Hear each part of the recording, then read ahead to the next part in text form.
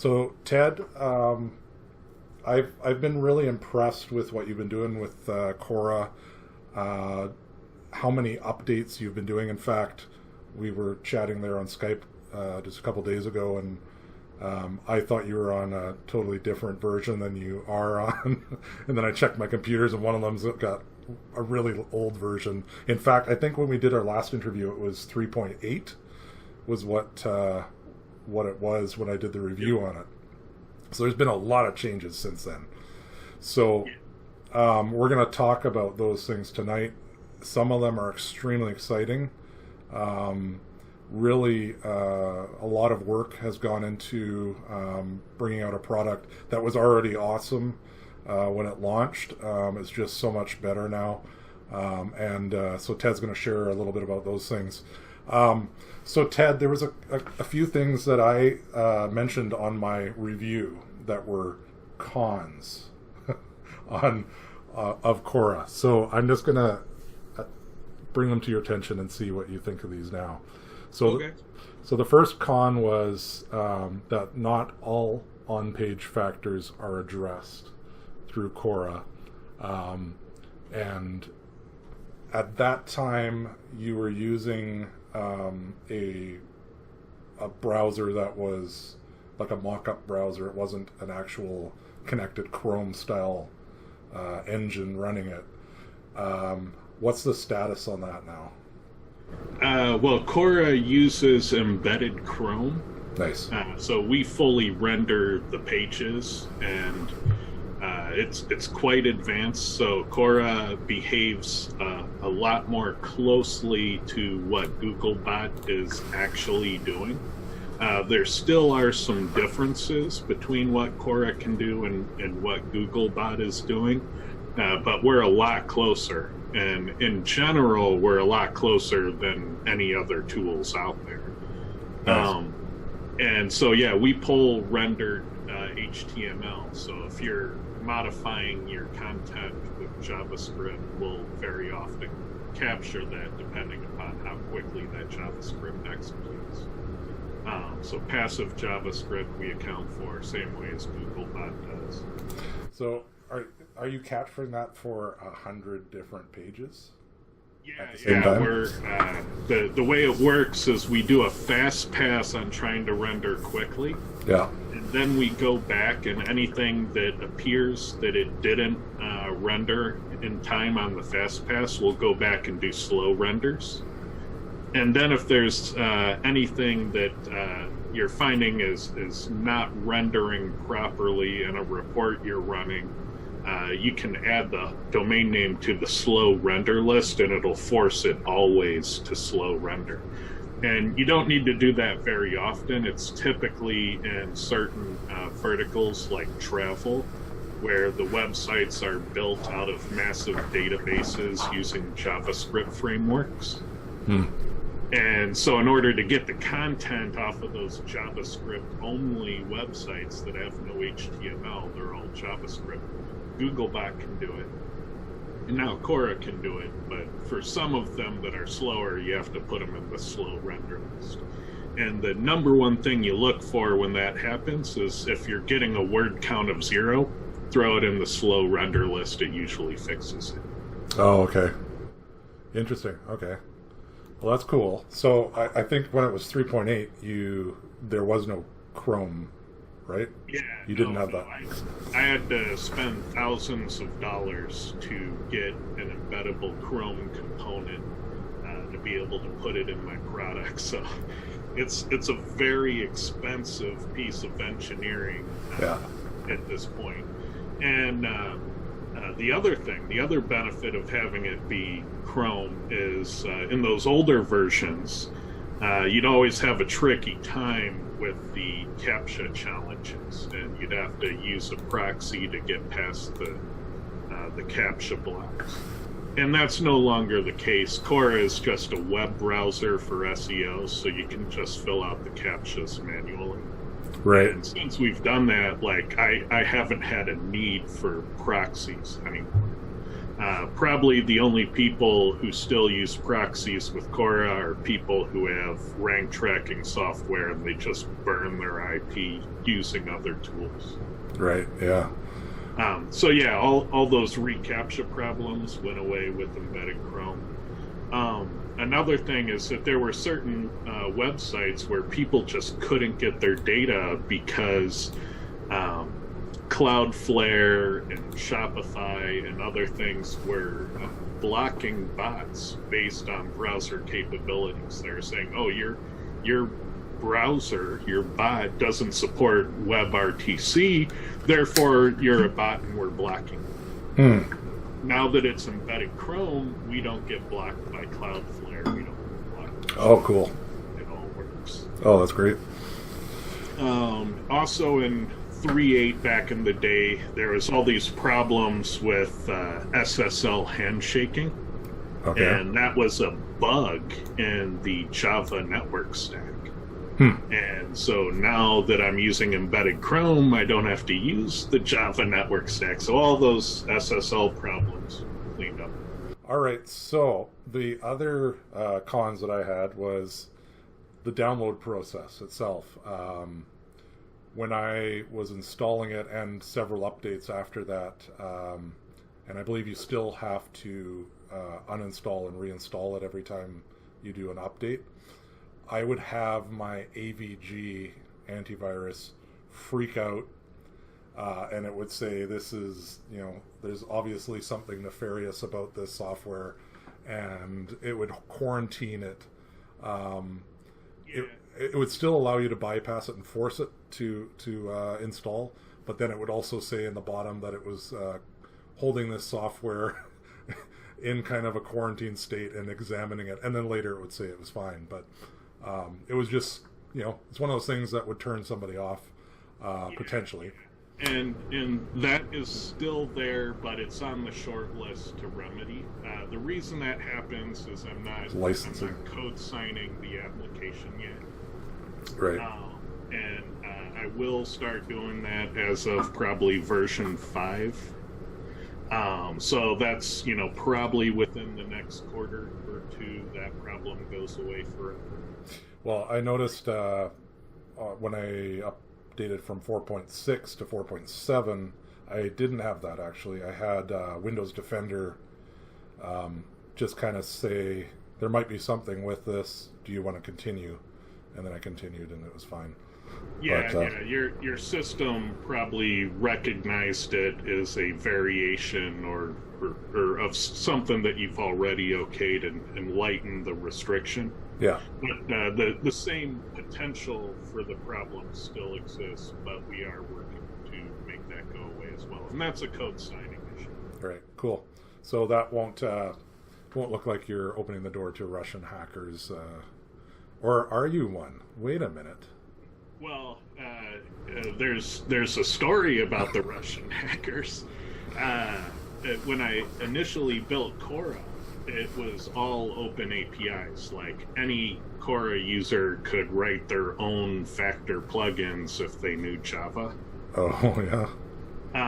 But that would be dangerous because a Russian hacker could make a awesome sounding plugin for CORA that would then,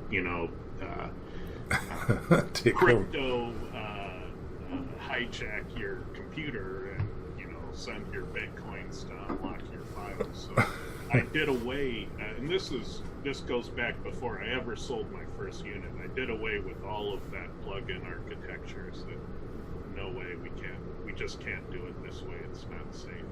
Yeah. So that goes all the way back before we ever sold a unit, locked it all down. But yeah, I've been thinking about Russian hackers every step of the way. Good.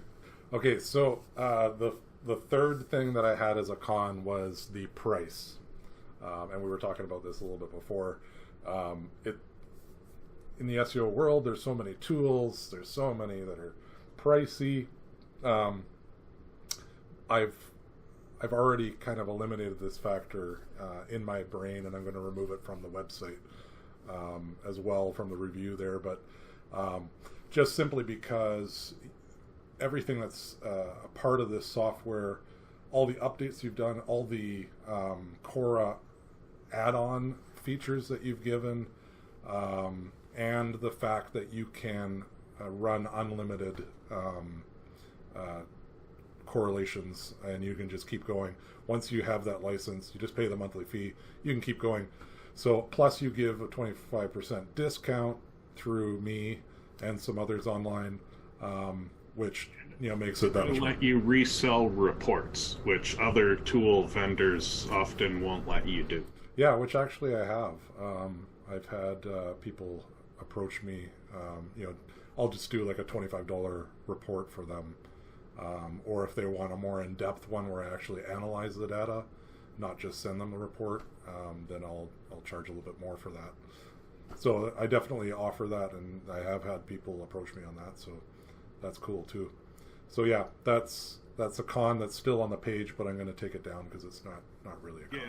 Yeah, I understand the grievance, but I've tried to price it in a way where I can get fair compensation from the marketing agencies, but yet like a small mom and pop business who might only have a tiny bit of need for it, they can run it for a month, get their reports canceled, and then they can act on the reports for the next 6 months, and then they can run it again. Or, now that there's enough people out there that have it, they can go to Fiverr and just get their reports without even getting it for that month. Right. So, there's a couple options for the people who can't afford to have it in-house. But there are definitely ways to make it scale. Like, even if you are an agency and you have, like, say, a team of 5 SEOs, you don't necessarily need to get 5 licenses. You can have one admin running reports for the whole SEO team. Right. Cool. And that minimizes your licenses. It minimizes the hardware expenditure. So there are different things you can do to keep the costs down. Nice. So if they do that, you're not going to track them down with your Russian mob. Well, they're not cheating. They have one person using one license, but there's no reason that one person using one license can't provide reports for a whole SEO team. And it doesn't need to be a high-paid SEO. You can actually have like an offshore assistant. Just train them up on running reports, and then bam, it's done. Cool. Well, with that being said, I want to transition now. I'm going to give Ted the floor. Ted is the maker of CORA, of course. Most people know that by now. But Ted's going to share what's coming, what's about to be launched tonight, potentially, if all goes well. So I'm going to turn it over to you, Ted. I just want to remind you that I do have our chat. There, you can see it on the screen now. Sitting here, so if you have any questions during this hangout, go ahead and type them into the chat. We will get to them at the end, and we'll go from there. So Ted, I will hand it over to you. I can see you've switched to your camera, so let's go. I'm going to take away that lower bar so that you can present better. And where is it?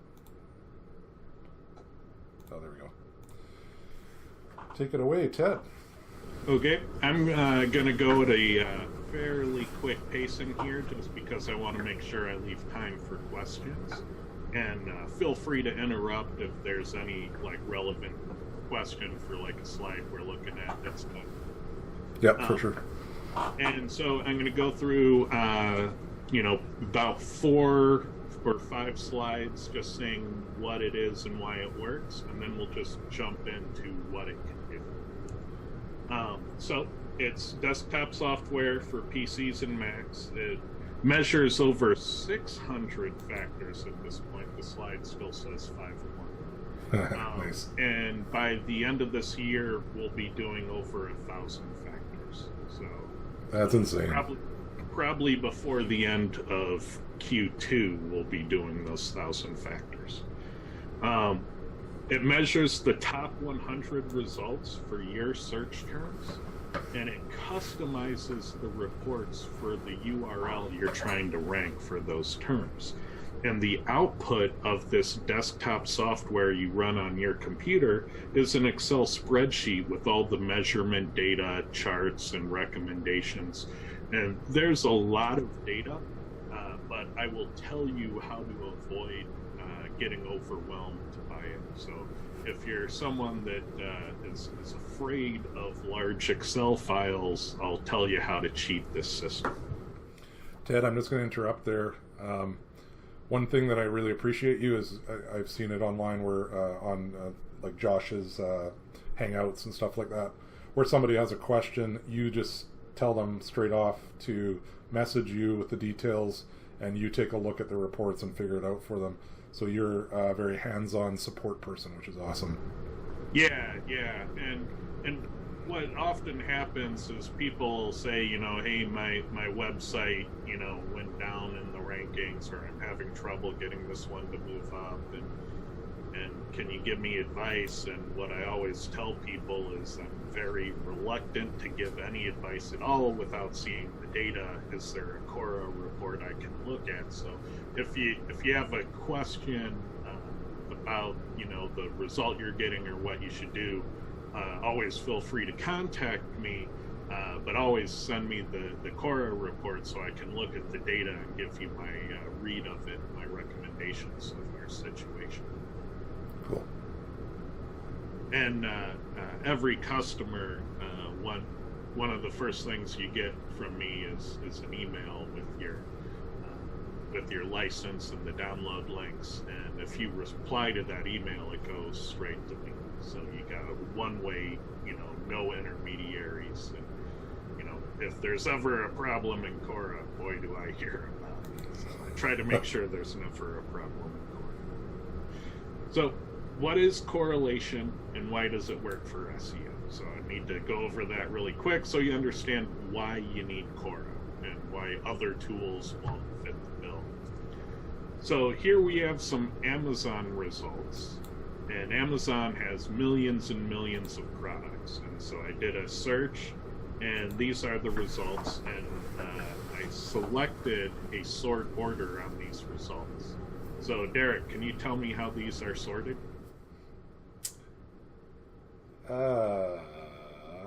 Price, maybe?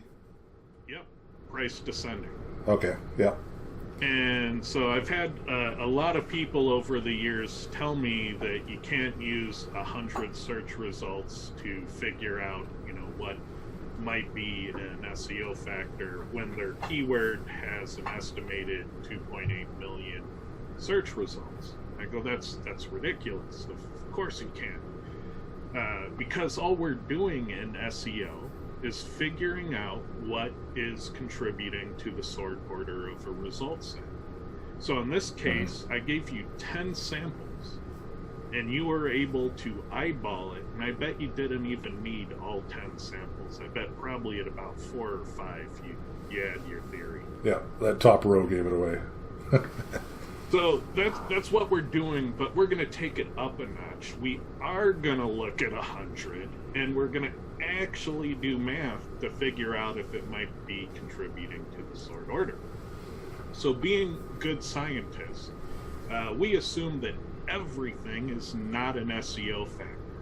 And so when we look at this data, this, for all practical purposes, could be a random distribution. So if we called these coin flips, this could be heads, tails, heads, heads, tails, heads, heads, tails, heads, tails. And that's an outcome you could get just by chance flipping a coin. Right. And when we look at this graph, at the bottom here, we have our position in Google. So position 10, 9, 8 as we head towards position 1 in Google. And on the y-axis, we have our factor measurement. So that's what we're looking at here. And so this, we would say, is a graph of something that's not a factor. But when they look like this, we think they're rigged. Right. And so when we see that as we approach number 1 on Google, the measurements just go up, or as we get away from number one on Google, the measurements go up. So this is a factor where the more of it you have, the better you rank. This is a factor where the more of it you have, the worse you rank. Nice. And all we're doing is going factor by factor and saying, does it look like this, or does it look like one of these? And we collect them when they look like these, because we want to know about these rigged ones. And so that's correlation. That's what we're doing. And when we have over 600 factors, and in about the course of like 5 minutes, we can visit all those websites, measure all those factors on each website. We can do the math and correlate, and we can come back and say, these are the 2 or 3 dozen factors that appear to influence rankings for your keyword. And not only that, here's how short you are on each one. Exactly. You need 5 more units of factor A. You need 23 more units of factor B. The recommendations are that exact. Nice. So here's an actual chart from the output. So this is real world data. The factor is keywords and sentences. Our keyword was DUI lawyer Los Angeles. This gray line is the average factor measurement by page. So that's a line of actual data. We have a blue trend line that depicts our correlation. So we can see that it looks like one of the rigged charts. Great. The orange is our track domain, so we can see that we were on page 2 with a below average measurement for page 2, and we need an above average measurement for page 1. So we can see where we're at and where we need to be. And we do that for over 600 factors. So how this works, this is a picture of the software. We enter in a search term. We use the domain button to specify the domain we're trying to rank for this search term. The first thing you'll notice is that we highlight a bunch of words in the search results. The thing about these words is that we might highlight them, but it's Google that made them bold. We highlight them just so that they're easier to see. Yeah. And these words that Google makes bold are very important. They make them bold because they're saying, look how relevant our search results are for your keywords. And that's a two-way street, because that's Google telling us that these are the words that make your page relevant for the search term. And so we collect those and we measure them everywhere they appear on the page. So once you run your report, so once you have it configured, you can specify desktop or mobile index, country, language. If you need to localize near a city, you can do that. If your web page isn't indexed or doesn't reside within the top 100, you can use the page button to force it to be number 100. So there's a lot of power here. If you're dealing with directory sites and you think they're skewing your data, you can ban those sites from the analysis. So there's a lot of tools here to control how the software functions. The first thing you'll see when you get your output is the SEO roadmap. And if you are one of those people that's overwhelmed by data and all of the rest of what we show you overwhelms you, don't worry.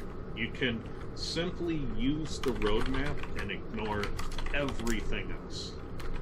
And the thing about this roadmap is that these are the factors that had strong correlations that you also had a deficit in.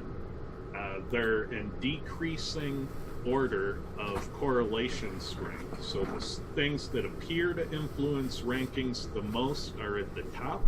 They get incrementally weaker as you go down. And you probably noticed that some are highlighted yellow and some are not. The yellow ones are the easy ones. And the reason I call them easy is they're typically the ones that you can open up the content management system, edit the post, hit publish, and be done with it. That's what makes them easy in my book. The other ones typically require web development, server configuration, installing plugins, off-page SEO, and those things are much harder to address, so those are the not easy ones. And what I generally recommend to people, you don't have to do the whole list. Just cherry pick, 5 or 10 of the easy ones and knock them out and get a quick result. People oftentimes they'll do that and they'll get a very quick ranking boost.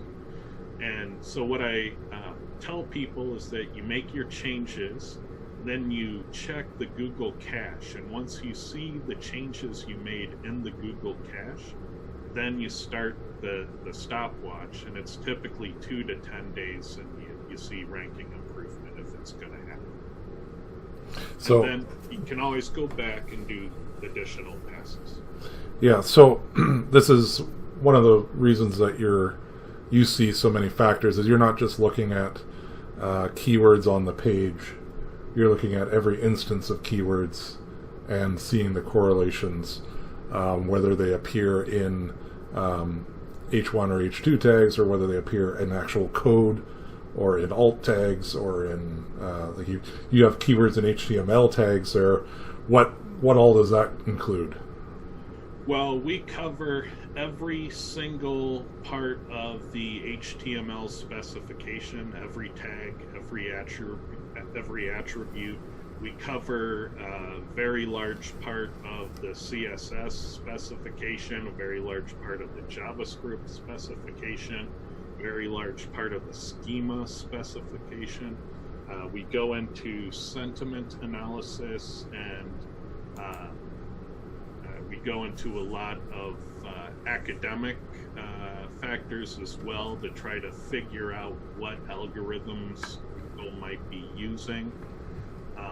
So yeah, there's a lot in here, and if you find something that you don't know, you have three options actually.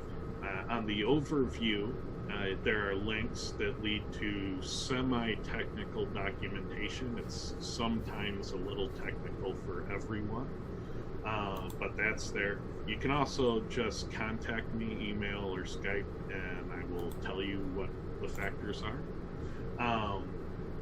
And you can also ignore them. So, if you see this one term frequency, I don't know how to tune for that, I'm going to skip it. Well, what that is, that's the numerator for the TF-IDF algorithm, because we're interested if Google's using that, and so we measure it, we correlate it, we put it there. So as SEO academics, this is a cool factor. As an SEO practitioner, that's one you skip. Right.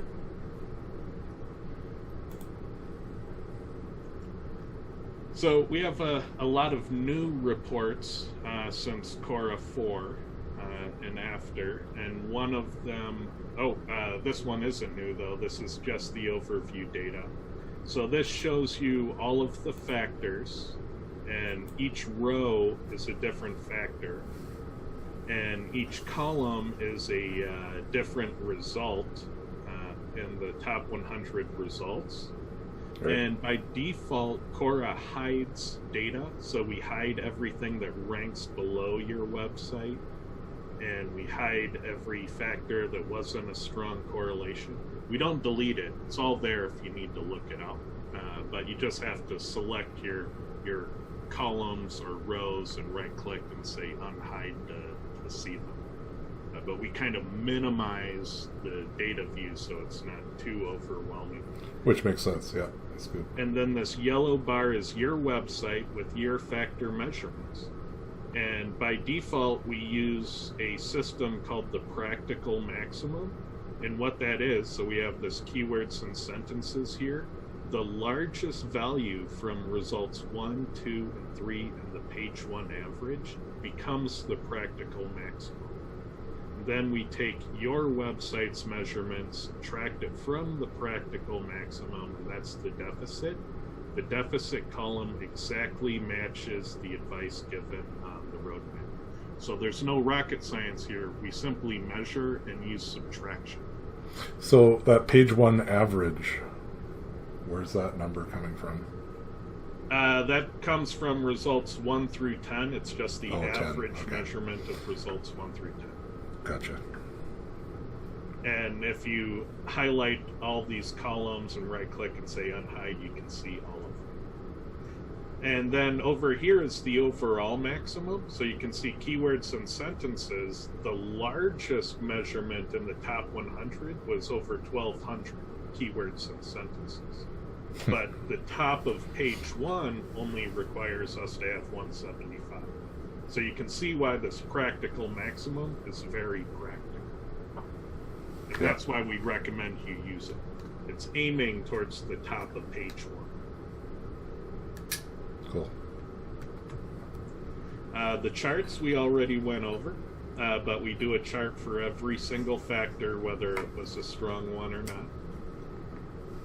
The basic tunings report is new, and these tunings report, there's an intermediate and a basic.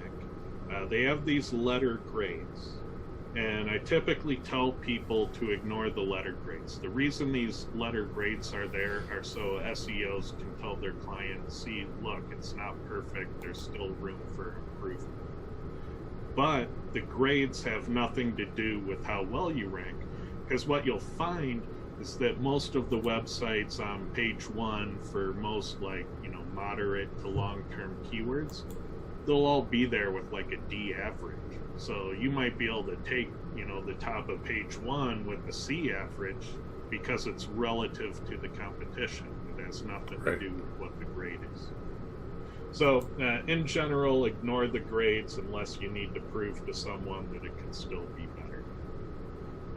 And then these tuning reports, they don't use correlation. These are quick reference. So if you know what you want to see and you don't want to hunt for it, you can find it here. Because on the basic tunings, we have all the zones that SEOs generally consider important. So they're all just right there, hard-coded for quick reference. And on the intermediate one, I don't have a slide for it. We go into the more technical factors. So we go into things like sentiment analysis and how well tuned is your Google search result, and what trust factors do you have enabled. So the basic ones are, your titles, your headings, your meta descriptions, your image alts, and the intermediate are all those advanced and technical. Schema would be in the intermediate. And what I generally tell people is do the roadmap first. That's your best advice, is in the roadmap. So if you're overwhelmed by all this, just do the roadmap, cherry pick the easy ones, call it good. Yeah. If you need more ideas, then do the basic tuning second. And if you still need more ideas, then do the intermediate tunings third. Then, as of version 4, CORA became a suite of software programs. I'm going to show you a couple of them here. This first one is CORA Diff, and CORA Diff lets you take 2 files and see what changed between those 2 files. And this is very important because if there's a Google update and you have a history of your importing keywords on your computer, then you could take a report from before the Google update and a report from after the Google update and do a diff, and this gives you clues as to what changed as a result of the Google update. And so when we look at this, we can see that, let's look here. So we see that leading keywords and H2 tags went up, keywords and P tags went up. So we can see which factors are correlating stronger or weaker between those 2 dates. And that's very important because that can tell you how to respond. Yeah, that's fantastic for algorithm updates that happen. You can pretty much see what's happened, right? Yeah, this is the capability that lets you not care about Google updates anymore. Because if you have a rank affecting update, you just do your diff and you respond accordingly. And I've had lots of customers say, yeah, I just rebound. And then once they rebound and they do all their, they eliminate all their deficits, they just tend to not get affected by those updates very much. It seems that the poorly tuned tend to see a lot more volatility from a Google update. Mm-hmm. Yeah. The diff tool, you can switch modes and do a ranking diff. So you can actually, between the two dates, see how the rankings changed for all the websites. And this is really useful if you have a client and they started on August 11th, and here we are at September 5th. We can say, oh, see, your website is up 8 spots already. And you don't have to have somebody running Rank Tracker Pro, and you don't have to configure which competitors you need to watch, because you get all 100 watched simultaneously. And it's just there. So even if you forget to check the rankings, if you have that archive of CORA reports, you can always go back and look at the diffs. Right. And does that show different versions of search results? Like sometimes there will be difference in local searches, there'll be difference in desktop versus mobile. No, it will show you the most recent information here, but based off of the URL, it'll show you what the movement was for it. Right. And then another tool is CORA Trends. And what Trends allows you to do is, if you have a niche of a lot of closely related keywords, say you sell jewelry online, and you have lots of bracelet keywords, necklace keywords, earring keywords. They might be gold, silver, platinum. They might be amethyst, garnet, ruby.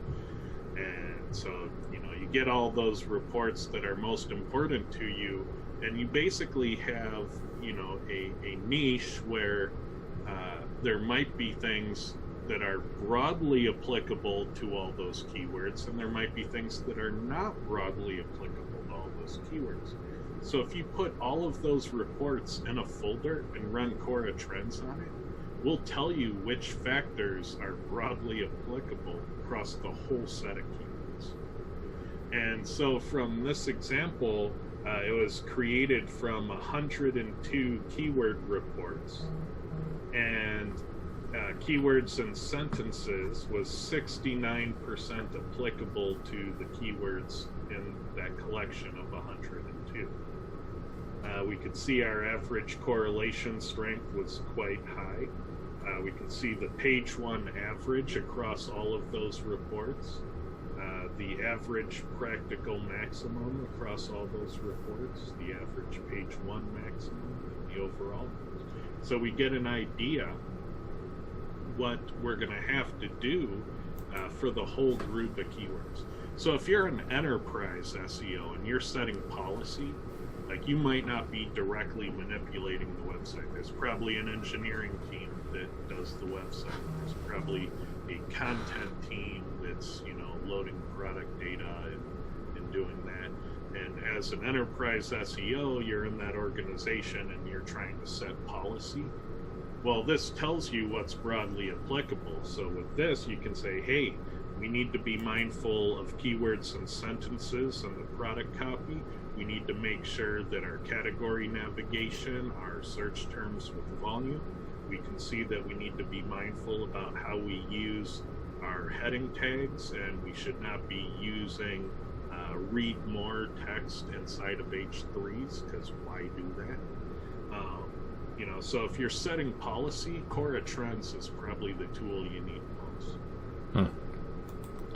Yeah, that's really cool. And I did a blog post. I don't have it here, but the blog is called SEO's blog, SEOS.blog. And the second post at that blog has a case study that's looking at the keyword SEO agency city-state or SEO agency city-country. And I created 200 Cora reports, and I ran Cora Trends on it. So if you're an SEO and you think you might want to rank for SEO agency, and you want to know what the most broadly applicable factors are, you'll want to check out that post. And on top of that, I linked all 200 Cora reports. So if you want to go download your city, if it's there, or take a look at the different reports, you can. There's 200 Cora reports in that blog. Good. And so the pricing, it's no contract, cancel anytime. And there's a discount link that you can get through Derek. I have it here on the screen. That'll save you 25%. That's 25% every month in perpetuity. So those savings continue as long as you maintain your subscription. Yeah, and I have the link to that discount on my review page there as well. I just have a bit.ly link that's on there. So there's a lot more in Cora, but because of time constraints, I can't go into it all. But we could, have a webinar at another point in time where we go into advanced things. There are replays out there that I can direct people to. What's coming up, there's a new factor. There's one new factor that is blowing my mind. That's going to be in Cora 4.8, which I hope to release later tonight, latest tomorrow. And it is, the factor is the number of factors. And it tells you the number of factors that each web page is using in the top 100. And this factor is blowing my mind. It's basically measuring factor diversity across each page. And it correlates stronger than backlinks. It is hands down, since we invented this factor and said, hey, what happens if we measure this? It is the most predictive thing we have that can predict how well you're going to rank. And it's really cool. And it's coming later tonight, perhaps tomorrow. And so it'll be cool. And we're seeing things like, the page one average is having 33 factors, but number one has 60 factors. And we're just simply counting how many of the factors we measure each page has. So is that going to show up right in the Cora report? Or is that going to be a separate... it'll be in the Cora report. It'll show up in the roadmap. It'll say, hey, you need to add 12 more factors. Interesting. So yeah, it's one of the coolest things I've seen in a long time, and it turns out what's the number one ranking factor in SEO? It's your diversity of ranking factors. So yeah, we learn new mind-blowing things every day. It looks like it's more important than backlinks. Backlinks are still important. Your keyword usage on page is still important. But your overall diversity of ranking factors might be the most important. Well, that's cool. I'm sure you've tested and proved that out. Well, time will tell, but we see a correlation. The math is there. The math is there. Why don't you... do you have any more screenshots to show? No. Okay. Why don't you jump back on? Okay. We'll just wrap it up. So there's something you didn't share there, and that is the conglomeration of shared data that you are already assembling in 4.7, I guess. Yes. It is very cool. So CORA will now anonymously share data. So the default is to share data. If you're worried about it, you can turn it off. But it's all anonymized. We don't know your keyword. We don't know what you're doing. It's just the factor data.